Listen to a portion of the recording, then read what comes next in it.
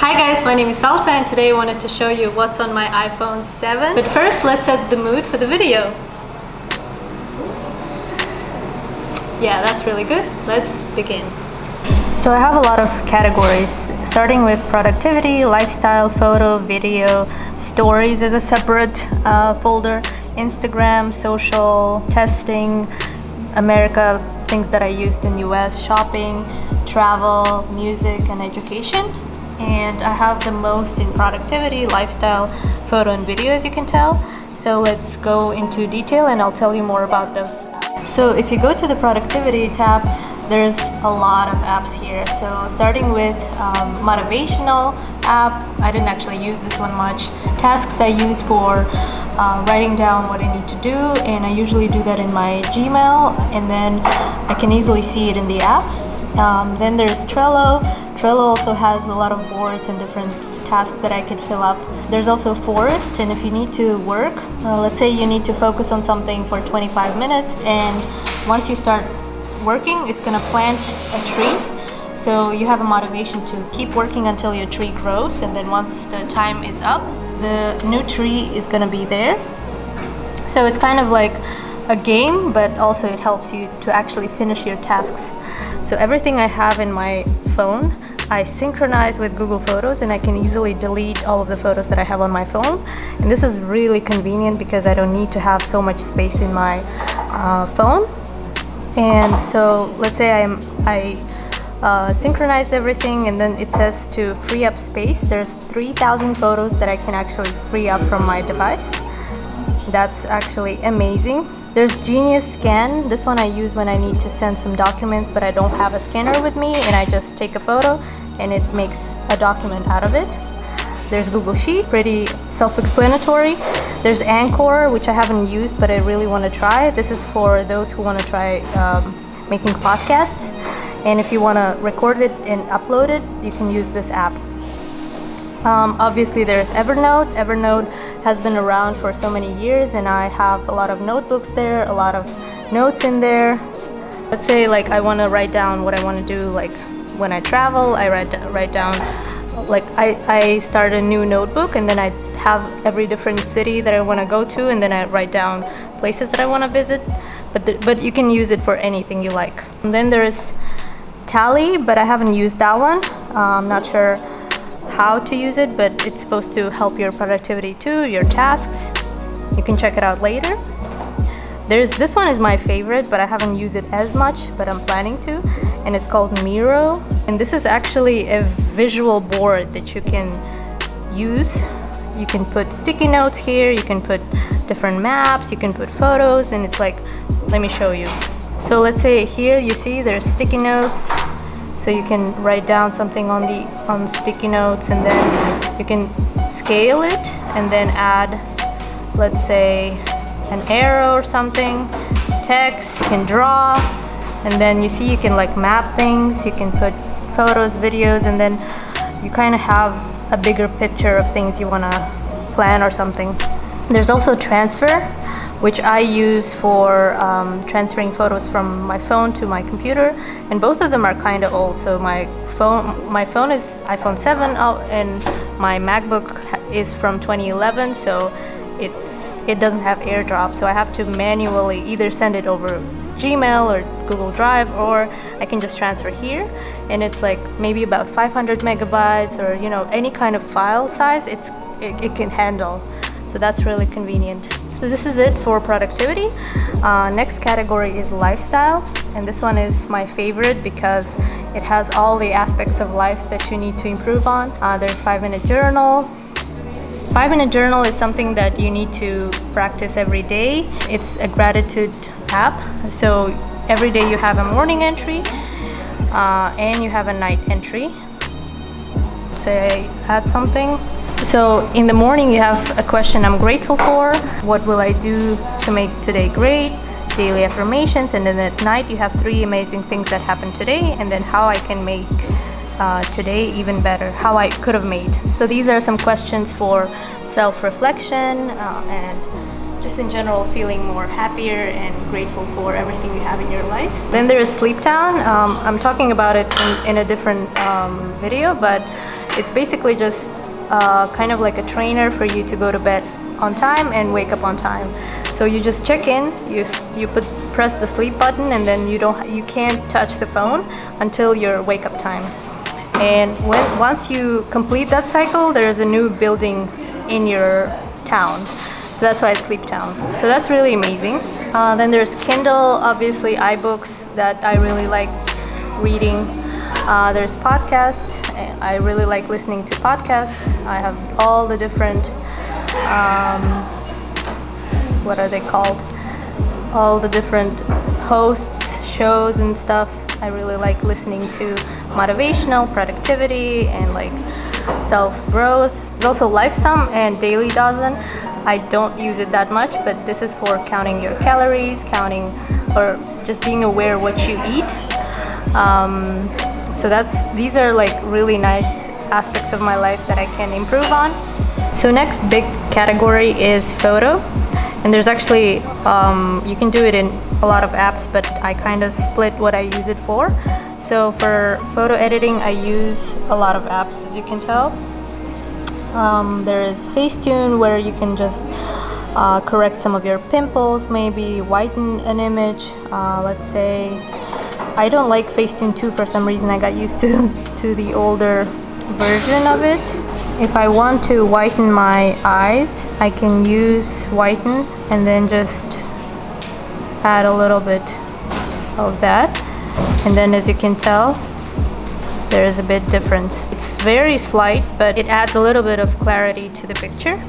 And if I want to like smooth some kind of pimples maybe that I don't want to show, I can smooth them, but I rarely do that. Next one is that I use a lot is Snapseed. I use for this photo, let's say. Here we have very dark face, there's like a lot of shadows. So I like to select that area and just add a little bit more brightness to it. And that way it's a little more brighter and it just more looks balanced.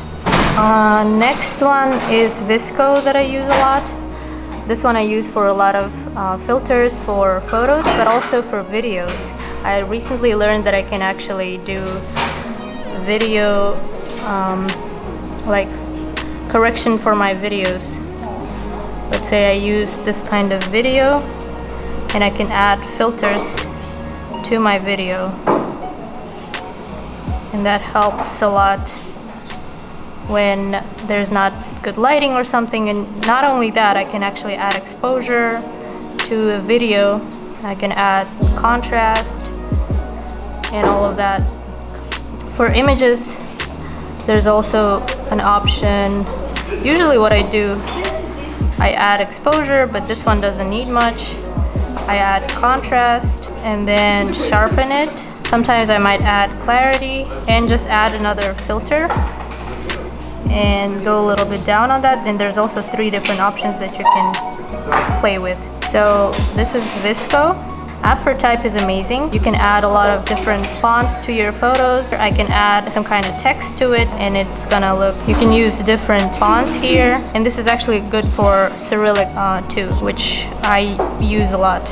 You can add shapes, you can add some kind of stickers here. You know, you can do something like that. This is nice when you need to add text to a photo and you want it to be a nice font. Then there's Canva. This is amazing for everything. If you need a resume, if you need a beautiful presentation, if you need an Instagram photo, stories, it has everything. So let's say you want to do an Instagram post.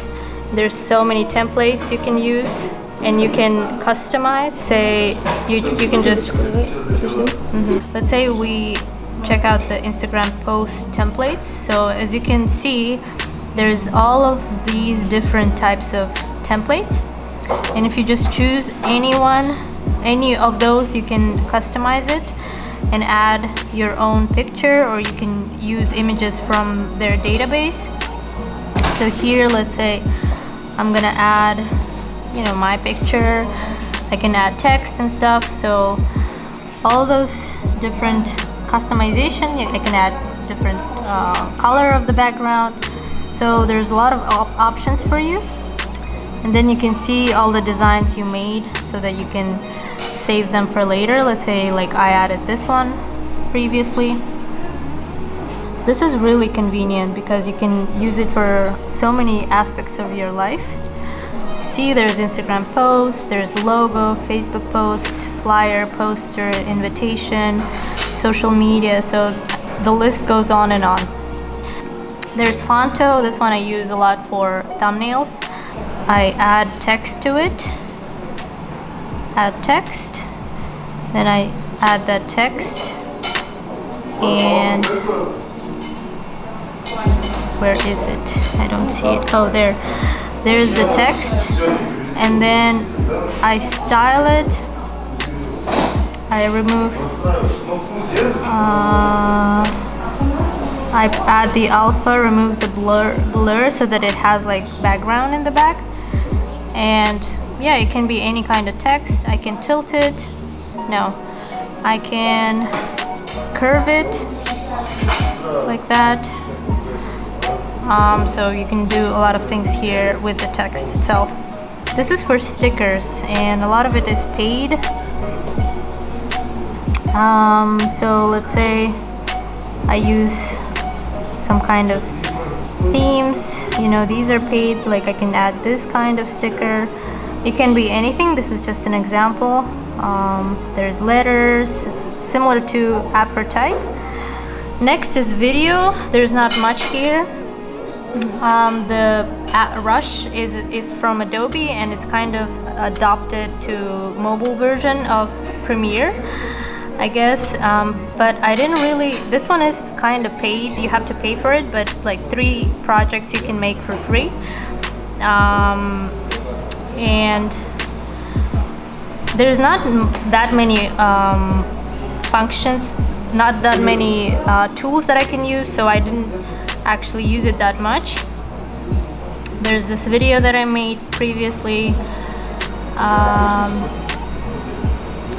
So you can make like, you can cut a lot of different parts of your video.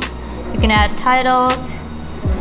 You can add transitions, color, audio, and that's basically it. There's not that many functions. So this one I like better because it has, the only thing is that it has the logo on it that you need to pay for to remove it. But it makes really good, you know, videos that I can use like really quick, you know. And then you can add different transitions here with different types of effects. Some of it free, some of it is paid for. You can speed up the video, so there's a little bit more options and it's just easier to use, so I use this one a lot. There's YouTube, there's YouTube Studio. Because I make videos on YouTube, I want to see my statistics, and this is a nice app to see all of the stats, latest comments and stuff. So this is more or less self-explanatory. So I have a separate folder for stories, and you would ask me why, but I just like making cinematic stories or making different types of stories. So let's say I use this kind of border, you know, like Polaroid type of story, or you know, this kind of, I show my manicure. It could be also Insta stories, for example, is good for making animational videos for stories. Like this one I have here, I just added different photos. I added this kind of query, swipe up button, and it looks really nice. So then there is Nietzsche. It has a lot of templates for stories too. As you can see, those are really cute and looking really nice. There's story art. This one also is good for different templates that are, this one is like the most popular, but they're really pretty, so a lot of people use them. There's a design kit which I haven't used much, but you can also do all the different things with it. Let's say like add design to it, maybe like add text to it, maybe and unfold is also really useful. It has a lot of templates for stories and for pictures and for videos, but a lot of it is actually you have to pay for. So yeah, for Instagram there's actually the app, there's IGTV separate app, there's repost where you want to repost someone else's photo, there's Unum, which I use for planning my feed. So this is my actual feed. My actual feed ends here, that I already have loaded, and then I can play with the photos that are gonna go next. So I can preload about, I don't know, 25 photos or maybe less, and that's really convenient. Plan is also similar to Unum, but I haven't used it. There's also followers, which you can keep track of everyone you follow and who follows you, who blocked you, but if you actually need those functions, you can pay for them. Social is self-explanatory. There's all of the Facebook, WhatsApp, messengers, all that stuff. So next I have testing. I actually have two apps here that my nephew made, and these are really special for me. There's Instafect, which he made, I don't know, maybe like 6 years ago. This is before there were so many options in Instagram where you can edit, add text, make, draw on people's faces, and he was actually the first one. Well, I think he was the first one to start making that, but we didn't actually push it to the market. But there's actually another one which called Feedmap, and he made it for finding local restaurants in your area and by dishes. If you're looking for ramen, you can put the ramen in the search and it's gonna find the best locations nearby. And TestFlight is for testing those apps. There's also America folder. Whenever I go to US, instead of like buying an AT&T plan or T-Mobile plan, I get Tello, which is really useful for someone who is traveling for a short time in the US. There's TurboTax. I'm not sure why I got it, but it helps with your taxes. There's Mint. It's also kind of like a financial app. I don't use it, but it's supposed to be useful. There's shopping. In Kazakhstan we use ol.kz, and there's AliExpress, which delivers to Kazakhstan. For travel, for navigating in the city, I use 2GIS. It's actually in a lot of different languages. It's also available in English, and it's going to tell you directions to any kind of location you need to go to. You just need to put the address. For taxi, I use Yandex or Uber. Those are the same companies. Whatever app you use, it's going to be the same price, so I use Yandex. There's InDriver. Sometimes if you need to go somewhere outside of the city, maybe you can use that kind of app too for taxi. There's also Smart Astana app. I actually used it when I went around the city on a bus, and it had all of the map, where the buses are, what time they arrive, and what kind of how I can travel to one place to another, and I can see where the bus is gonna go. So there's actually so many options, so many functions in this app. So if you're a local here, if you live in Astana, you might find it useful. I have only 2 folders left, music and education. In music, it's pretty self-explanatory. I have Apple Music, I have SoundCloud, and I have Shazam. If you don't know what Shazam is, you live under a rock or something, because if you are listening to a song that you like, you can just put Shazam on, start listening, and it's gonna tell you what that song is.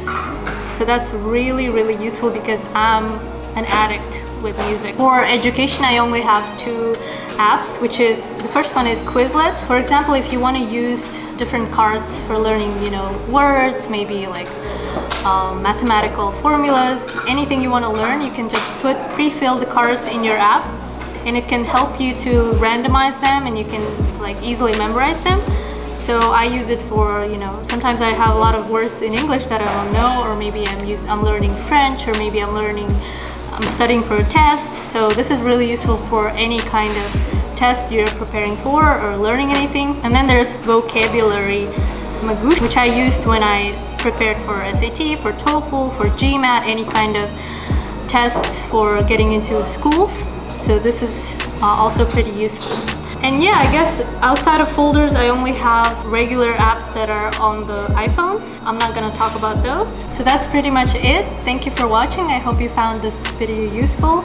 And if you have any questions or suggestions, comment down below. Sorry for the noise. I've been filming in a cafe that I really like, and I'm gonna make a separate video on different places to go in Astana. So if you're interested, stay tuned. And if you like this video, please hit the like button, subscribe, and all that jazz. And yeah, see you in my next one. Bye.